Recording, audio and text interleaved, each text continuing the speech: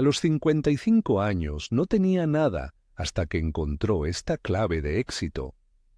Con esa frase comienza la historia de Mercedes, y no es una hipérbole. A primera vista, su vida parecía un bolsillo agujereado que nunca retiene nada.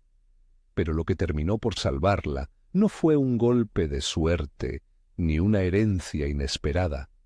Fue una costumbre mínima, repetida con paciencia, que encendió una linterna en la oscuridad y le permitió ver por dónde se le escapaba el dinero. Mercedes vivía en un piso de 3 habitaciones que olía a sopa de fideos y a humedad. Su ropa estaba planchada, la vajilla limpia, pero había una tensión constante en su espalda, como si llevara un abrigo pesado aunque fuera verano. Trabajaba en la caja registradora de un supermercado del barrio. 8 horas en pie, charlas cortas con clientes, cambios y monedas que se acumulan en los bolsillos para desaparecer al llegar a casa. A los 55 años había aprendido a hacer mucho con poco, pero la sensación de no llegar a fin de mes le había robado la calma. Las facturas se acumularon, el frigorífico protestaba en noches de invierno y, sobre todo, había una vergüenza silenciosa cuando devolvía el carrito del supermercado con menos de lo que había planeado comprar. Sus manos, ásperas por años de fregaderos y bolsas pesadas, tenían la costumbre de jugar con las monedas cuando estaba preocupada. Ese soniquete metálico le recordaba que algo faltaba, aunque no supiera exactamente qué. Se despertaba con la alarma del móvil cada mañana, revisaba el saldo de la cuenta en el cajero y respiraba como quien repite una oración. Agradecimiento, resignación, trabajo. Había intentado dar clases de costura. De vez en cuando vendía platos caseros entre vecinas, pero nunca logró acumular una red de seguridad real. Le dolía pensar en el futuro, no por lujos, sino por la dignidad de poder arreglar una caldera o reemplazar una puerta sin pedir favores. Una tarde lluviosa, en la parada del autobús, conoció a doña Beatriz. Beatriz tenía una bolsa de tela con libros y una chaqueta gastada, pero caminaba erguida y hablaba con una calma que se parecía a la de quien ha sobrevivido a muchas tormentas. Saludaron por cortesía y, mientras esperaban, la conversación se deslizó hacia lo cotidiano. El precio del pan, la subida del transporte, los achaques de la edad. Mercedes, con un tono que mezcla orgullo y vergüenza, confesó que a sus 55 años no tenía nada guardado, que un imprevisto la dejaba temblando. Doña Beatriz la miró, sonrió y dijo algo sorprendentemente simple. «Prueba con el 1%. Mercedes frunció el ceño, creyendo que había oído mal. «¿El 1% de qué?», preguntó. «Del dinero que recibes, de cada nómina, de cada cambio o pequeña venta. Un porcentaje pequeño que apartas al momento, sin pensarlo. Lo guardas en un tarro. No sirve de nada si lo imaginas. Hay que hacerlo sonar. Una moneda que cae. Una pausa que te obliga a mirar». Mercedes pensó que sonaba a superstición de vieja, pero esa pausa, esa imagen de la moneda cayendo en vidrio, quedó enganchada en su cabeza como una mosca en la ventana. Si te resuena esta historia, escribe en los comentarios. Empiezo con mi 1%. No te pido mucho más que un compromiso con una idea mínima. Verás que la pequeñez de la propuesta es precisamente su fuerza. Y mientras lo piensas, la historia de Mercedes continúa. Al principio, la idea le pareció ridícula. Separar apenas 1 euro de cada 100 le parecía insignificante frente a años de esfuerzos. Sin embargo, lo que propuso doña Beatriz no era tanto la suma en sí, sino el acto repetido, la disciplina de detenerse y mirar. Mercedes sacó un tarro de mayonesa vacío, lo lavó con cuidado y le puso una etiqueta con rotulador. Para arreglos. La sensación de poner una moneda dentro de aquel vidrio fue extraña. No era una donación, ni un escondite. Era un contrato silencioso con ella misma. La primera noche dejó el tarro en la mesa y se fue a la cama escuchando el eco de la cocina. Un sonido nuevo, pequeño, pero presente. Los primeros días fueron testimonios de atención. En lugar de comprar un par de churros de camino al trabajo, dejó las monedas en el tarro. Al volver, las contaba y pensaba en lo que antes le parecía un gasto inevitable. Aquello le obligó a mirar la rutina con ojos distintos. Anotó en una libreta, primero sin orden: pan, 1,20 €; churros, 1,80 €; billete bus, 1,50 €; suscripción, X, 3,99 €. La libreta, al principio, fue una molestia más, pero pronto se convirtió en una pequeña linterna que iluminaba los agujeros del cubo donde se le iba el dinero. La regla del 1% tiene esa virtud. No exige grandes sacrificios, solo una pausa que trae conciencia.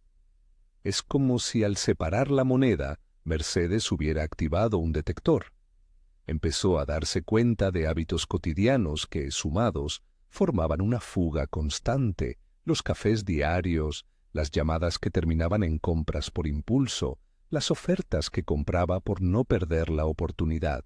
Antes, la vida financiera de Mercedes parecía un cubo agujereado. La regla del 1% le permitió ver por dónde goteaba el agua. Su hija Ana le preguntó un día por qué llevaba siempre un tupper con comida al trabajo. Mercedes respondió con naturalidad: «Es que funciona mejor y me evita comprar en la calle». Esa pequeña acción ahorró unos 3,50 € diarios. Al mes, aquello sumó más de 60 €. No era dinero de lujo, era una seguridad discreta, un colchón hecho con platos de lentejas y arroz sobrante. Otro ejemplo fue cuando empezó a comparar precios en el supermercado en lugar de comprar lo primero que veía. Descubrir que una marca genérica le daba lo mismo que la cara supuso un ahorro inmediato. También canceló una suscripción de streaming que apenas usaba: 3,99 € menos al mes. 3 medidas simples: tarro, registro y evitar compra impulsiva. 3 actos que se repitieron y se combinaron hasta formar una red. En las semanas siguientes, el tarro no paró de sonar. Monedas y billetes pequeños que caían como gotas en una lluvia fina. Mercedes se sorprendió al notar que aquel sonido le devolvía la calma. La conciencia financiera no llegó de golpe. Fue un proceso de microvictorias. En el trabajo, cuando alguien le ofrecía una chocolatina que se comía por costumbre, ella pensaba en el tarro. Ese pensamiento era una linterna que iluminaba una elección: gratificación instantánea o dignidad a largo plazo. Con el tiempo, la palabra no dejó de sonar como renuncia y se volvió afirmación de control. Hubo días en que la tentación era grande. Un domingo, en la feria del barrio, vio una chaqueta que le gustó. Era perfecta, y por un momento sintió el impulso de comprarla para sentirse joven y vista.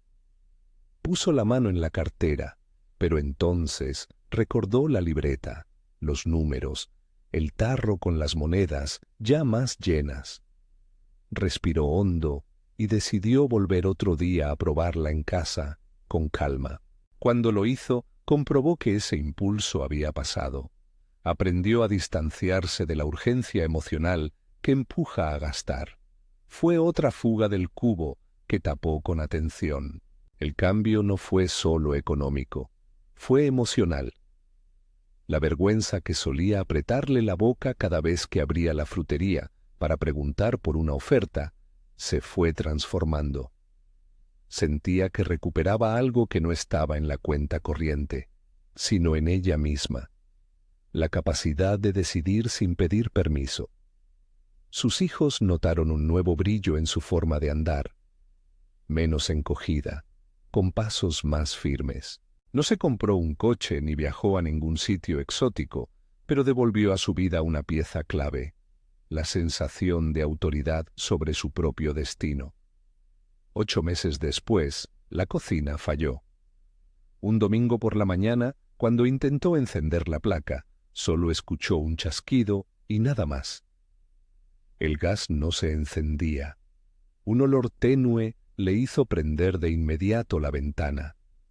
Sabía que la reparación no sería barata. Habló con un técnico que, con la voz práctica de quien ve averías a diario, le dijo que la sustitución de una pieza y la revisión costarían 480 €. La cifra cayó sobre ella como una bandeja vacía. Podía haberla hundido. Durante años, ese tipo de imprevisto la habría dejado pidiendo ayuda, con la vergüenza de tener que llamar a un hijo o a un vecino para que asumiera la reparación. Esta vez, sin embargo, tuvo otra sensación en el estómago: curiosidad por ver qué había logrado su tarro. Contó las monedas y billetes, abrió una hucha que había comprado por si acaso y miró la libreta. En total, aquello sumaba 650 €. No era una fortuna, pero era suficiente para pagar al contado la reparación y, más importante aún, hacerlo sin deber favores. Cuando el técnico terminó el trabajo, Mercedes pagó y sintió una calma que no tenía precio. No celebró con champán, sino con una taza de café tranquila en la cocina, ya arreglada. La emoción fue de dignidad, la capacidad de resolver un problema por sí misma. El tarro permaneció sobre la encimera, con su etiqueta de «para arreglos», un poco manchada, como un trofeo doméstico. Esa prueba de fuego mostró algo esencial. La regla del 1% no la había hecho rica, pero sí le había dado autonomía. Le había permitido tapar, poco a poco, los agujeros del cubo. La linterna de la conciencia, encendida por ese gesto mínimo, le había mostrado las fugas que antes no veía. También demostró que la constancia crea margen. No se trataba de ahorrar mucho de golpe, sino de crear el hábito que hace que las pequeñas cantidades se acumulen y se conviertan en una red. Mercedes guardó el recibo de la reparación y pegó una nueva etiqueta al tarro: 650 €, dignidad. Era una broma privada que nadie tenía por qué entender, pero cada vez que pasaba por la cocina, la veía y sonreía. El sonido de las monedas seguía siendo su metrónomo. A veces lo usaba para enseñar a su hija pequeño: «Mira, cuando metas una moneda, es como si dijeras, yo me ocupo». No habló de ahorro como si fuera una virtud moral extraordinaria. Lo explicó como una herramienta práctica que devolvía control. La historia de Mercedes no se detuvo en el tarro. Añadió otras medidas simples, todas ellas poco glamurosas pero muy efectivas. Empezó a llevar una lista de gastos semanales en una hoja pegada al frigorífico: alimentos por 45 €, transporte 30 €, servicios 80 €. Ver cifras concretas la calmaba. Aprendió a cocinar una vez y llevar tupper para 2 días. Comparó precios en diferentes tiendas y descubrió que su compra habitual podía reducirse en 10 € por semana si cambiaba algunas marcas.